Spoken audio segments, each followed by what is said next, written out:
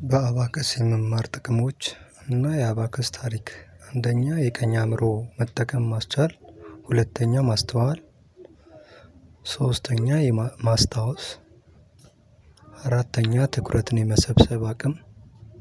አምስተኛ ፈጠራ። ስድስተኛ ስሌት።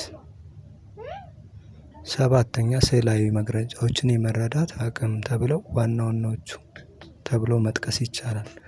አባከስ ታሪክ ከቻይና ጀምሮ ጃፓን ላይ ያደገ ሲሆን አሁን በሌሎቹም ሀገራቶች እየተስፋፋ ይመጣል። ለአብነት በእኛ ሀገር በኢትዮጵያ ከተጀመረ ጥቂት አመታቶች የሆነው ምርጥና ለልጆች ጠቃሚ በተግባር ላይ የተመሰረተ ትምህርት ለመስጠት የሚያግዝ ቁጥሮች ለመለየት የሚያግዝ የልጆች የሂሳብ ግንዛቤ እንዲያሳድግ የሚያደርግ ምርጥና ትክክለኛ መሳሪያ መሆኑን ላረጋግጥ እወዳለሁ። ስለዚህ ሁሉም ህፃናቶች እስከ 14 አመት ያሉት ቢጠቀሙበት የተሻለ ይሆናል ማለት ነው።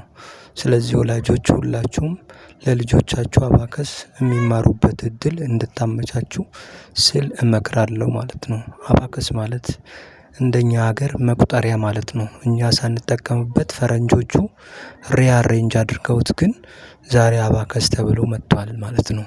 የአባከስ ማለት ሌላኛው የመጀመሪያው ትውልድ ኮምፒውተር ማለትም ነው። ስለዚህ ሁሉም ሰው በተገቢው ለልጆቹ ቢያስተምር ከመጀመሪያ የተጠቀሱት ጥቅሞቹ በአግባቡ ለውጥ የሚያመጣ እንደሆነ ለሌሎችም ትምህርት አጋዥ ነው።